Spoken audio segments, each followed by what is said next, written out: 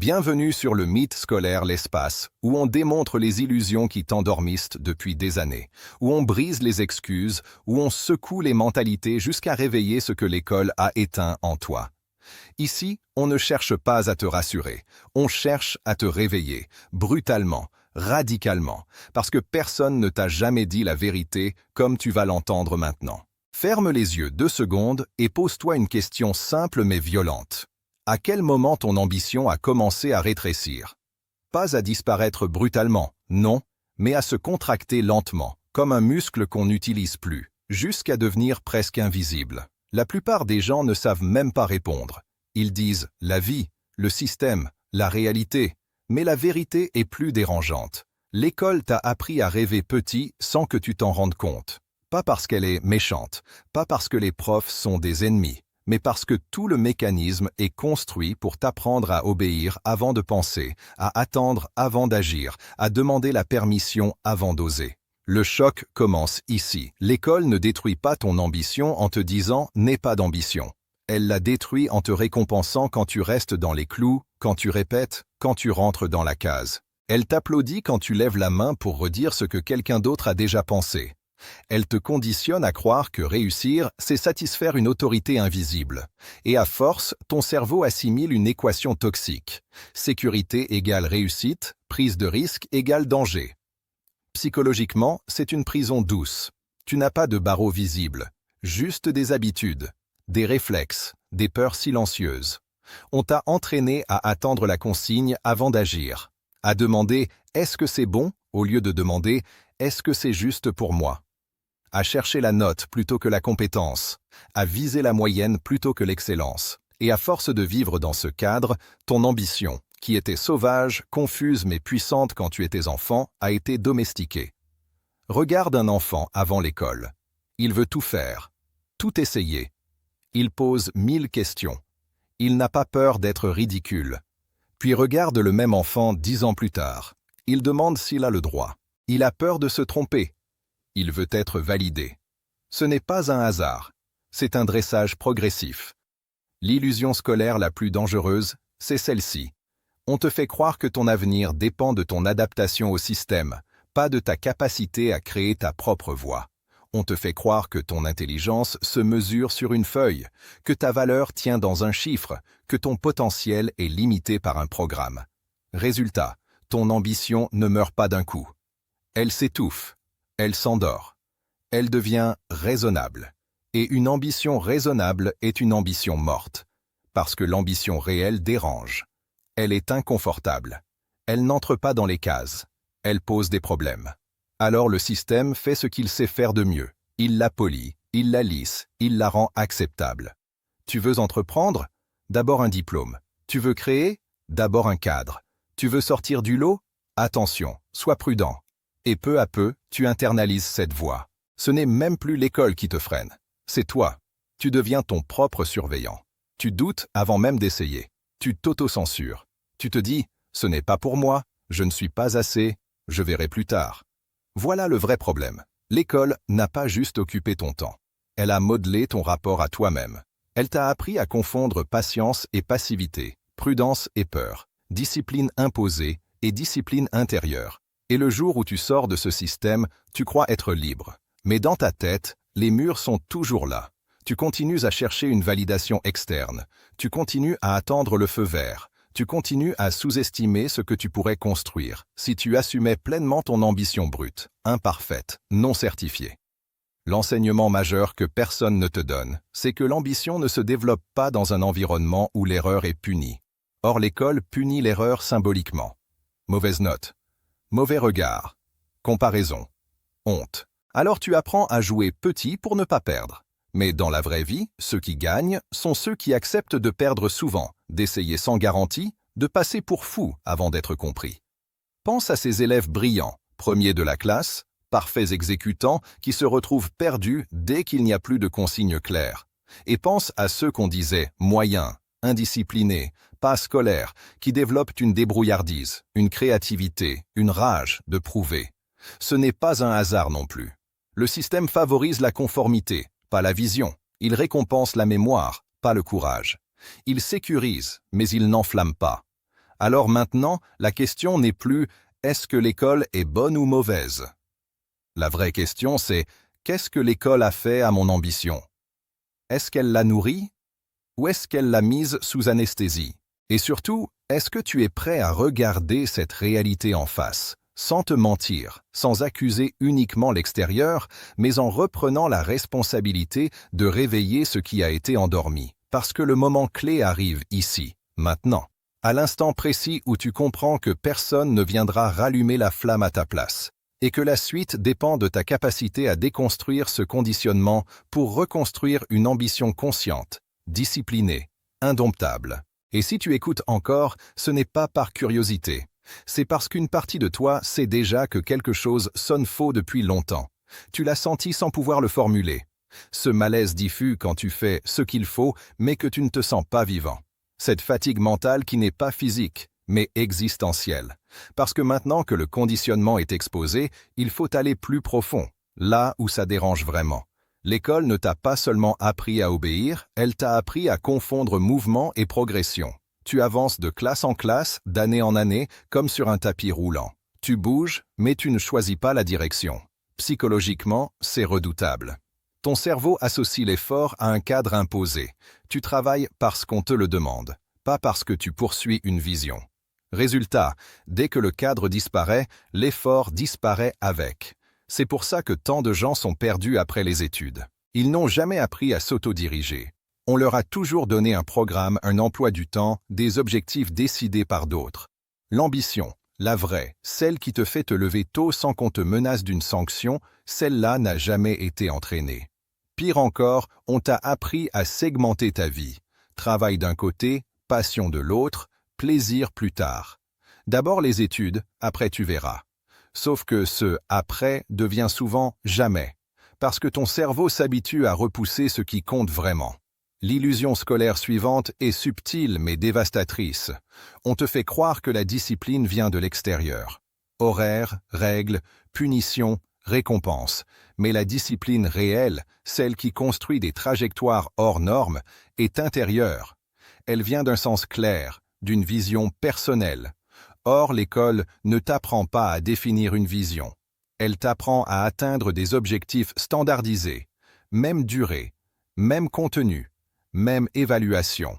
Comment veux-tu développer une ambition unique dans un moule identique pour tous? Alors tu t'adaptes, tu compares, tu te situes, tu regardes les autres pour savoir si tu es en avance ou en retard. Et sans t'en rendre compte, ton ambition devient relative.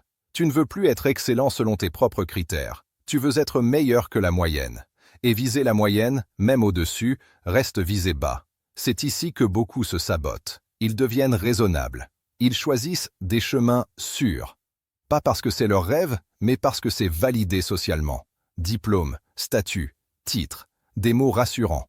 Mais à l'intérieur, quelque chose se fane. L'école ne t'a jamais posé la question essentielle. Quel problème veux-tu résoudre dans ce monde? Elle t'a demandé quelle réponse est correcte. Ce glissement change tout, parce que la vie ne récompense pas les bonnes réponses. Elle récompense ceux qui osent poser de nouvelles questions. Regarde concrètement. Un élève qui suit parfaitement les règles apprend à minimiser les risques. Il optimise pour ne pas perdre de points. Un entrepreneur, un créateur, un leader optimise pour apprendre vite, quitte à échouer. Deux logiques opposées, deux mondes.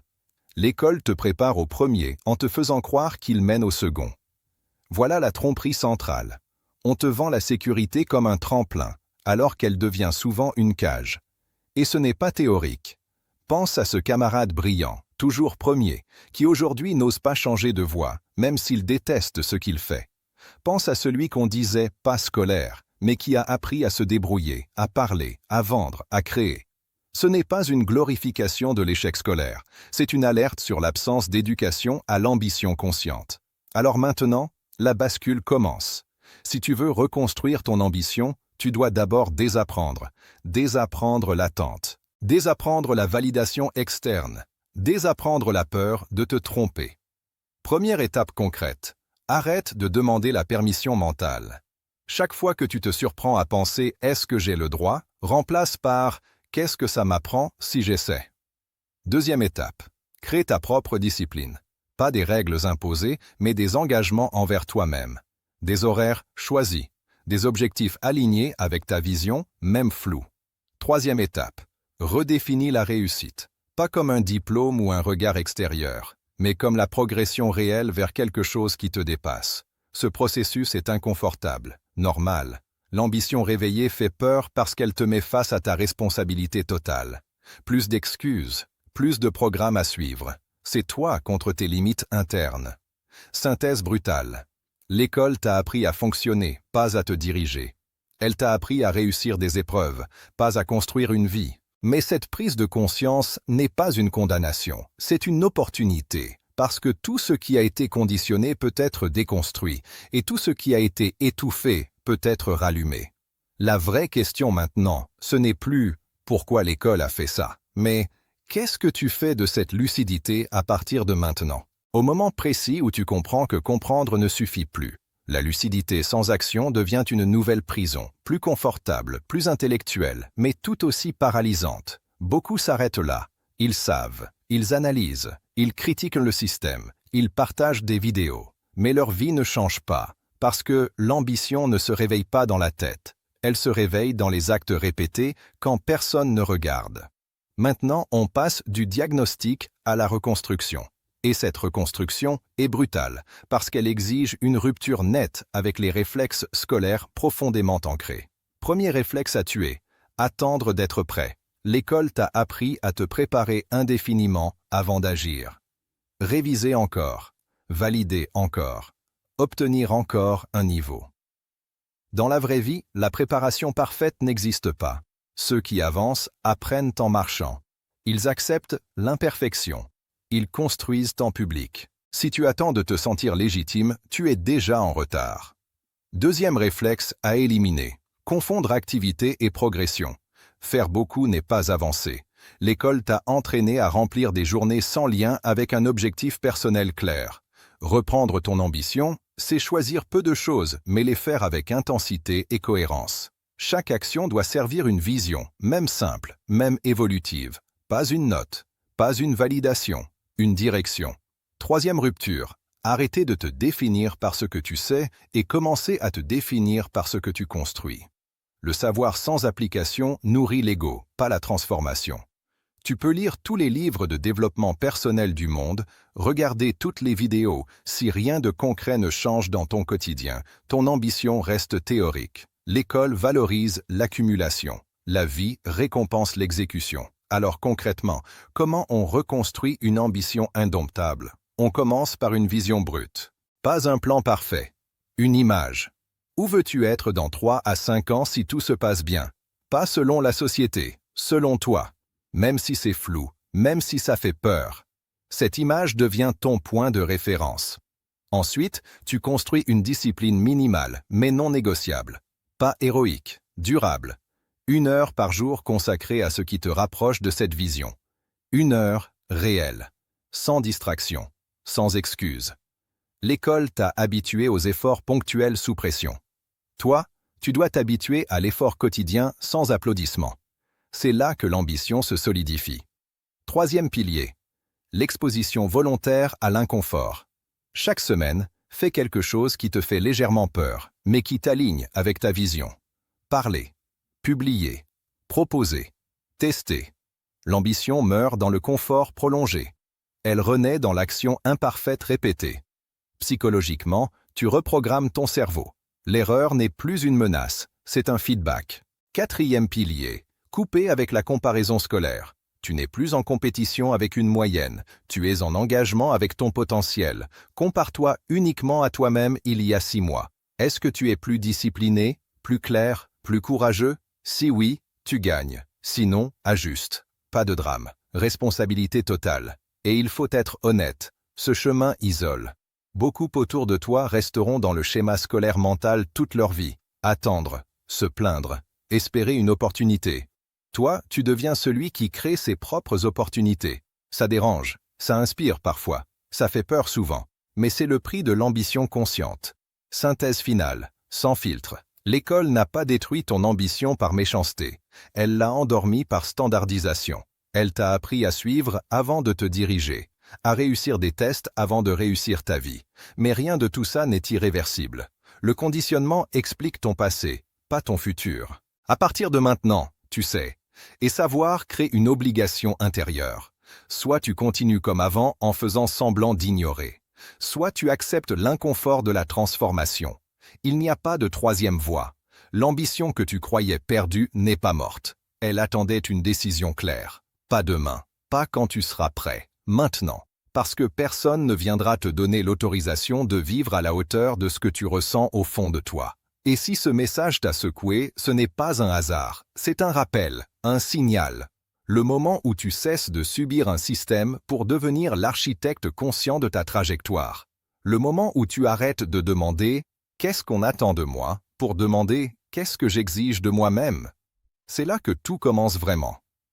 Réveil radical.